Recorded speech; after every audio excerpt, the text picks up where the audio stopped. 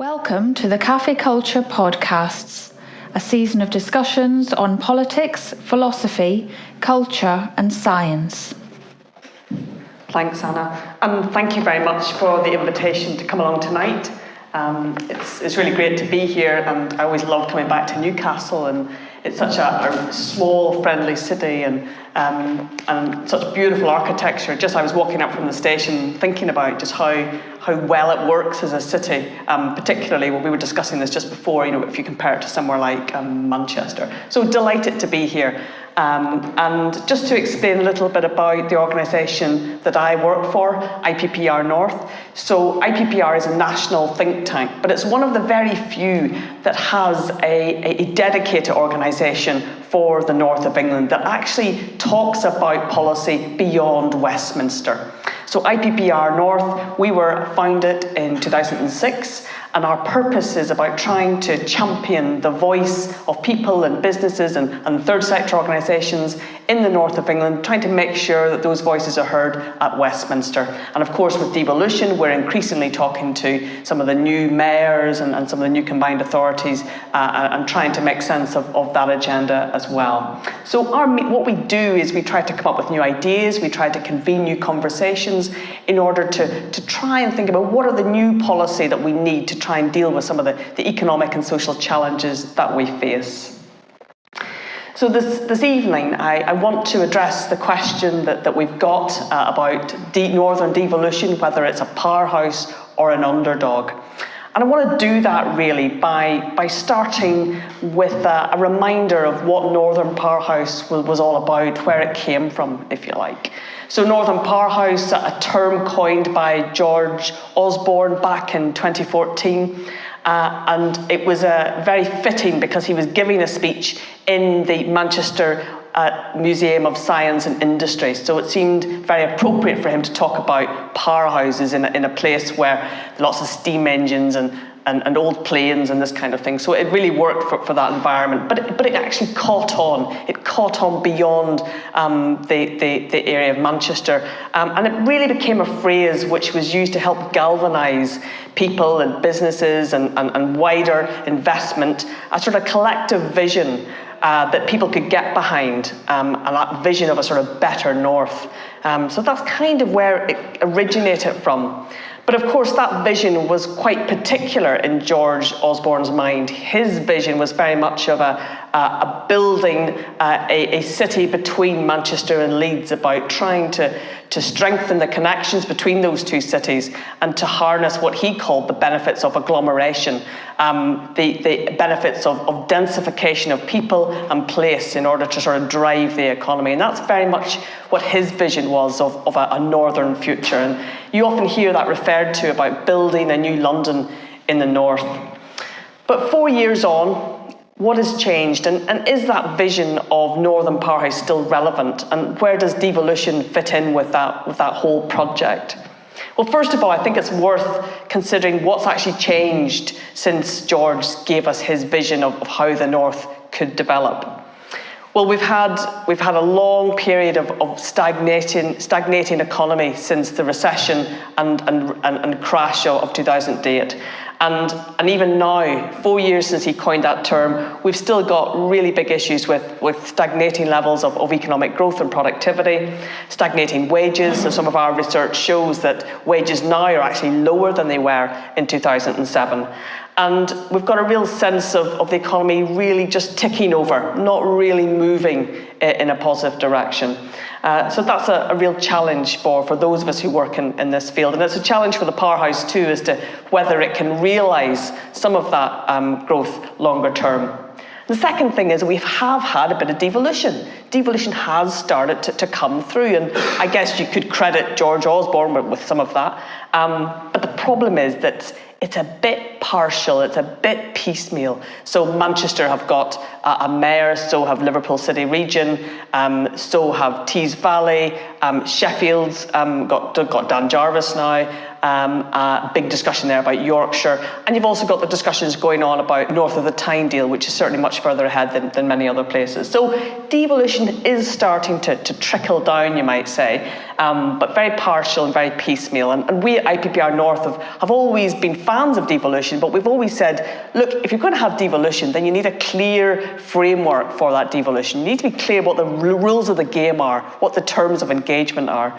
And that's what's really been missing. And there's a real challenge at the minute because it feels as if the current government have kind of lost the bottle a little bit for devolution, and there's a need to kind of reboot that going forward.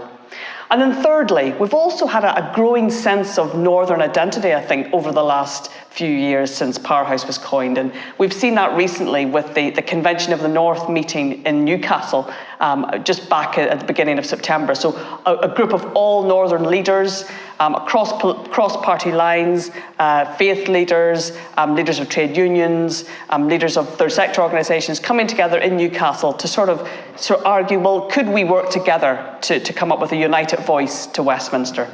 So that's some of the things that have changed. And the question, I guess, I want to ask tonight is what needs to change in the future if devolution is going to be a powerhouse rather than an underdog? And I think there's three things that we need. First of all, the whole discussion on devolution and powerhouse and all of that needs to be much more inclusive in the future. It needs to be much more inclusive of the voices of different people across the north of England. For example, we need much more women in the discussion, much greater diversity, and we need that diversity to help get new ideas and perspectives into the policy debate. Secondly, when it comes to people, and I talk about this a lot, one of the problems with the way in which UK policy works is that we tend to rely very much on assumptions about what people want or what they think. So we typically, in the Northern Powerhouse debate so far, we've focused a lot on big infrastructure, on the kind of nuts and bolts, if you like, of how an economy works. And that's fine, and that's really important. But you need to do more than that. You need to also to think about people directly, because often policy thinks about people in the abstract. We use words like productivity or growth, which don't really mean much in everyday terms to most of us in terms of what we do in our work or what we do at home. So we need less abstraction and more reality, and more listening to sort of the human experience of living in the north, and more about the lived experience of people in employment, in school, in college. All of that needs to come much further up the policy agenda so that can actually help to create and shape policy for the future. So that's the first thing, much more about people in a future powerhouse, and more types of people, and greater listening to their experience of what their life is like in the north. Second of all, we need something about place, because again, the powerhouse debate today has been very much focused on cities. Northern Powerhouse, in terms of what George Osborne thought, was the cities of Leeds and Manchester coming closer together. And that's one idea of how cities could work. And agglomeration, the idea that if you concentrate people and places and capital in our biggest places, and that will help to drive the economy. That's really been the central vision behind Powerhouse so far. But we need to do better than that, because there's a growing, emerging, sense that we need to think about places in a much more diverse way, because the north of England is not just 5 or 6 big cities. It's a huge ecosystem of smaller towns and cities, villages, collections of small houses. That's what the north of England is. It's a much more polycentric region than policy sometimes has us believe. And towns, market towns, villages all play a role in making our economy work. And we have to stop reducing places to their economic function, because you often hear this in policy, that this place is productive and this place isn't, but that's not helpful. We need to think about places in their true sort of sense of purpose. Places play an economic role, but they also play a social role, and they also play a role in terms of identity. People feel connected to place, and all of those different senses of and understandings of place need to be given much more priority in the policy making. And then thirdly, there is a question about power. I mentioned devolution right at the start and how it's a little bit partial, a little bit piecemeal. And it remains a fact that the UK is one of the most centralised countries in the world. We collect the lowest local tax of any G7 country, and if you compare the decision-making process in the UK with other European countries, there are far fewer decisions made locally in the UK than anywhere else in Europe. So we need to change that. Because our argument would be that if you involve people locally in those decision makings, you probably will get a better outcome, because people and decision makers locally will arguably have a better understanding of the challenges and a better sense of what the opportunities are longer term as well. So by devolving power, by giving people a greater sense of control over the decisions that affect their lives, then arguably you're actually going to get better outcomes for a place as well. So devolution isn't perfect, and it is partial, but it is worth it is worth us giving it a go. But what needs to happen is the government need to provide a much more stronger commitment to it and a much greater coherence as to how they see it moving forward. The mayors have started that process, and we're starting to see devolution roll out in other areas too, like north of the Tyne, and hopefully eventually in Yorkshire too, when they work out what they want to do. The big thing about it for me is that it needs to be a bottom-up process. It can't be something that's just simply imposed on areas of the north. And for that to happen, it needs to have a much stronger democratic element to it. We've got the directly elected mayors in some areas, but what would be really good is not only to have devolved power, but devolved accountability. Because you can't rely solely on one person to try to be representative of everybody. There needs to be a mechanism whereby people living in an area can also get involved in the conversation. And that's about deliberative democracy as well as representative democracy. And I think that's what devolution needs. It needs that push from the centre in terms of government giving it the commitment, the powers and the resources that it needs to work, but it also needs to involve people in those conversations too, if it's to really be sustainable longer term. So that's my prescription, I guess, for 3 different things that we could use to try and strengthen devolution longer term and try to make the North more of a powerhouse, if you like, rather than an underdog. And I just want to finish by arguing that there's something about the language in all of this, that this term about powerhouses, or in the West Midlands you've got the Midlands engine. There is something kind of odd about the language that we use about places like the North or the Midlands, and I think it's worth us just reflecting on whether whether we want to be a powerhouse, whether that's something that we would aspire to as a region or as a place, and whether we also need to think about what we mean by economic growth in all of that discussion too, and whether that growth should be actually a means to an end rather than the end that we seek. So what can Powerhouse do for us rather than what we can do for the Powerhouse? So thanks very much, and I look forward to some questions after.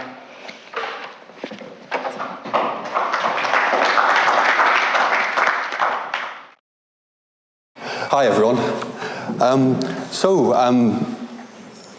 As I was having a think about what I was going to say today, obviously I looked at the leaflet and we looked at the title of the talk, Powerhouse or Underdog, is Northern Devolution running out of steam? I suppose to continue on the transport analogy, my first thought was not necessarily, but it's probably in first gear. There were a few things that we were asked to touch upon as we speak to you today, connectivity between the regions, and hopefully I can give a little bit of a perspective on that from a transport planner's point of view. How do we build infrastructure to support devolution, and also how do we do things like develop and retain skills? I thought I would maybe start by just saying a little bit about my own sort of thoughts about building an infrastructure to support devolution. I think it's fair to say that certainly over the past few years, the North has not necessarily had as much devolution as other areas in the country. To an extent, you could say that was sandwiched between some devolved administrations in Scotland, Wales, etc., that have quite a lot of power to be able to influence what's happening in their areas. And we're often compared to London, and the fact that obviously there is a mayor of London who has also quite a lot of power there. And there's been a bit of a vacuum, I would say, in the North about having institutions that enable us to be able to bring forward agendas and to get people involved in the same way as those areas in particular. Some of you may remember, for example, that until relatively recently there were things such as regional development agencies. Mixed views about whether they were successful or not, but they did at least allow areas to have their own thoughts about things like spatial planning on a wider context, to lead on things like education development, skills development. They had their own pots of cash that they could spend as long as they spent them sensibly under their own steam, so to speak. And as we changed administrations, a lot of that disappeared. Sarah's kind of touched a bit on some of the other institutions that have come forward over time to try and fill that vacuum. There are things like local enterprise partnerships. There is a Northeast Local Enterprise Partnership. There's one in the Tees Valley. There are approximately 39 across the country. And I think the problem, to an extent, with organisations like that is people often don't know what they do. They're perhaps focused solely on one or two particular agendas, and they've often not necessarily come through a democratic process. Over time, I've been involved in things like city deals, where, for example, there is a Newcastle Gateshead city deal, which is about having a conversation with central government about trying to get more powers and more flexibilities.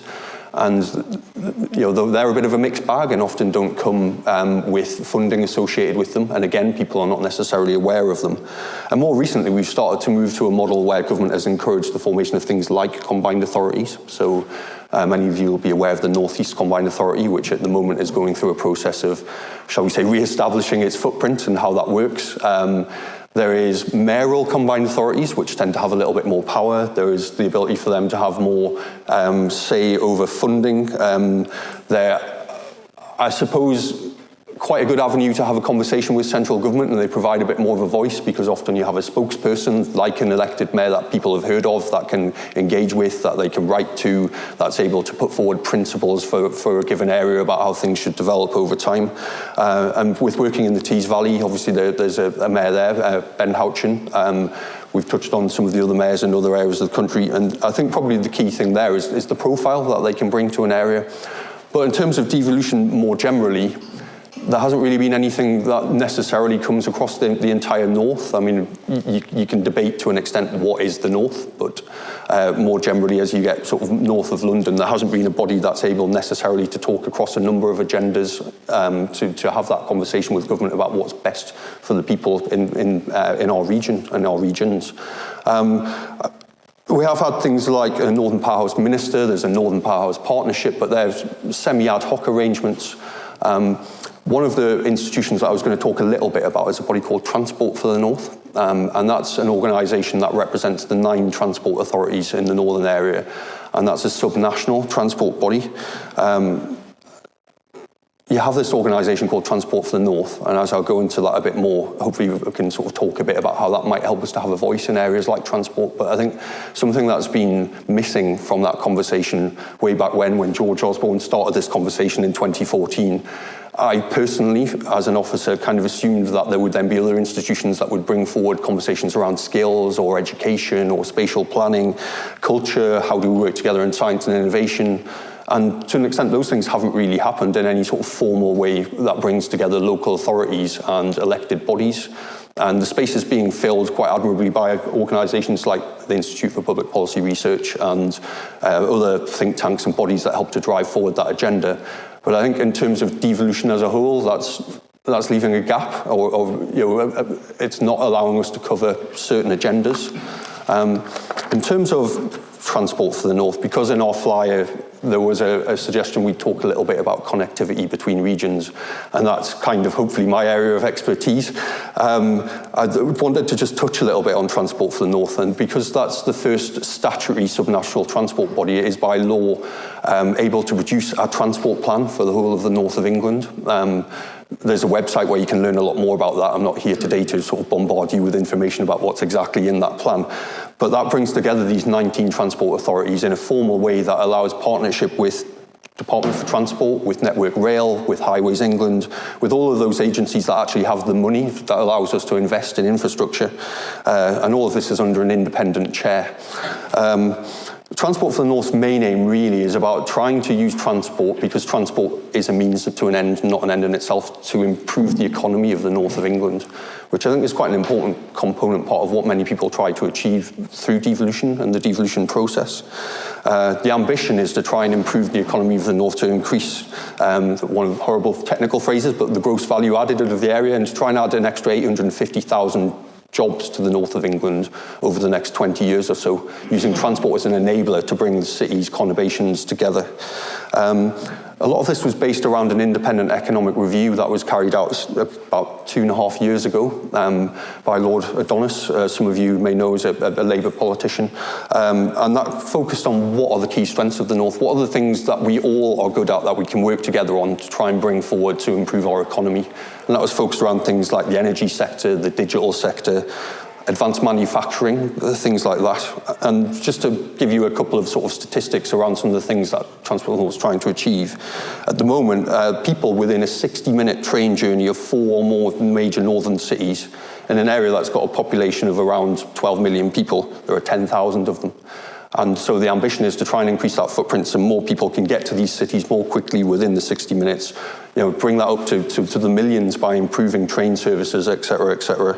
If you were to do the same statistic with businesses within 90 minutes of 4 or more major northern cities, only about 10% of businesses are at the moment, and the ambition is to bring that up to about 40% of businesses. So you can see what Transport North is trying to achieve. And I just wanted to touch on a few of the things that it's doing, but also I think perhaps then get into some of the problems that make it difficult for TfN to be able to achieve that in the first place. A lot of the project is based around trying to improve rail services, strategic rail services between the major cities, new lines, new upgrades. There's also a project to produce a long-term rail strategy for more regional and local railway lines and how those can be improved. There's some work around defining a major road network for the north and trying to improve how that works in terms of connectivity, etc. Just to give a couple of examples, there is basically, the M62 is the only continuous dual carriageway across the whole of the north of England. How does that enable us to grow if we can't improve some of our other connections? To give a local example, if you were to get the train from, say, Newcastle to Middlesbrough, it would take you 1 hour and 20 minutes, and it's only 40 miles. How is that? And I could give you numerous examples of other parts of the north where that's also a problem. If we can't improve some of this infrastructure and rebalance investment from the south to the north, then how are we going to be able to grow our economy? I think one of the biggest problems around devolution is it's all very well to bring forward plans and strategies, but that doesn't necessarily mean that we have influence over funding. I think that's a key point as well, that devolution needs to come with local power and the ability to locally, autonomously decide, based on, of course, evidence and information and local examples, how you can improve not just infrastructure, but culture, innovation, other sort of key component parts of the economy. We've seen more generally in terms of things that have happened in the press lately that we've got some serious issues with things like Northern Rail and Trans-Pennine Express and the rail franchises and the fact that we've got difficulties even putting on basic rail services to timetable. There have been examples of major government projects being withdrawn and sometimes a suggestion that there's a bit of a bias in terms of expenditure between the south and the north, and there's quite a lot of statistics produced by organisations like IPPR that have put numbers on how much is being spent per head in areas around central London, for example, compared to the northeast. And there's a huge disparity there, 4 or 5 times the difference, and even disparities within the north about how that works itself. So there's quite a lot of work going on about trying to improve that sort of connectivity between the regions, etc. We're also asked to say a little bit about skills, and I think that's quite important. I'm a transport planner, but quite often I've been involved in processes where we're thinking about devolution, or we're thinking about plans, or we're thinking about how we can, what do we need to do as areas to improve our lot. And it always comes back to skills and improving them, even from people who aren't skills professionals, and I'm not a skills professional. So I think there's quite a bit of debate there about how we can sort of improve skills more locally. More generally, for some of the infrastructure investment that we'd like to see, if we don't have the skills, who's going to build this infrastructure? Who's going to maintain it? Who's going to allow us to be able to do that with our own resources? More generally as well, we've had a lack of consistency in infrastructure programs. If devolution is about having more local control, one of the issues that we have, certainly in my sort of field of expertise, is a lack of certainty about how much funding is actually available. And even within the devolution process, when we've talked about things like mayoral combined authorities or local enterprise partnerships, etc., a lot of the way to access funding and resources is still competitive and involves putting in bids to central government when there's always more bids than there is money available, which doesn't allow for particularly sort of joined up thinking across many of the policy areas that we have. We've got a bit of a problem with graduate retention in the north. Not so much about people who have grown up here and perhaps been to university here, or people who are from the north and have been away to study and then eventually come back. But many of the people who come to the north from other parts of the country, often once they've learned some valuable skills or been through our sort of academic institutions, they leave, they go away again. So we need to understand how we can sort of improve that circumstance as well, really. And I think devolution is also to an extent about us being able to sell the north and sell our areas, and we shouldn't forget that we have a number of unique selling points, and sometimes you don't necessarily want to change things so much that we're almost exactly like London or other areas. I suppose in terms of just trying to wrap up and make a few points about my own views about how the devolution process has worked so far. Some basic conclusions around connectivity. Yes, it is poor, relatively speaking. It suffered from years of underinvestment, and we really need to try and turn the corner, and arguing a lot to have more of that investment, and it should be less of a competitive process between should we do things like our Northern Powerhouse rail project or improved East Coast Main Line versus should we do HS2 or should we build Crossrail 2 in London. There needs to be much more of a strategic ability to bring forward all of those things. We need more investment in things like our rolling stock and our infrastructure more generally.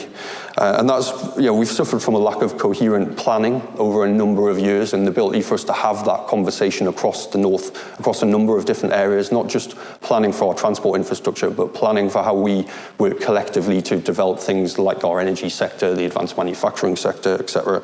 And that comes back to, having more of these powers available locally. But coming from a bottom-up process where people are involved, rather than, as Sarah mentioned, it being imposed or coming from a top-down way, I think it's fair to say there is a devolution deficit. It's being partially addressed by some of the organisations that we're now able to form, like combined authorities. But that's too piecemeal, and it also still leads to elements of competition within the process. I think there is a real opportunity, though, to demonstrate via organisations like combined authorities that if devolution is given or certain amounts of powers are given, we can build on that, and that we can make a success of being able to allocate funding and develop our own strategies in a way that gives confidence that central government should provide more ability for us to do that as an area. Things like Transport for the North are not a bad building block. It's a very good starting step, but it can't fill the space across all of the policy areas that we have, and so we need to have a think about how we can coherently start to develop that aspect of things as well. Key from my point of view is a very Whitehall-centric approach. There's a real reluctance, and I don't think it's just necessarily from this government, but across many governments, to actually give more power to local areas to be able to develop solutions. The statistics that Sarah quoted about tax-raising powers, how much of that goes centrally, how much is actually available locally, is quite a telling one, particularly as a local authority officer trying to sort of plan how we can actually improve things over time. Also, some views about what about non-metropolitan areas, and how do the processes that have already been put in place allow areas that are not necessarily very densely urban or parts of big cities actually participate in this process and benefit from it. And I thought I'd just wrap up by saying, I'm compounding my final point, that skills retention and development is key. You need skillful people who have a real dedication to help to bring this type of thing forward, to help to contribute to things.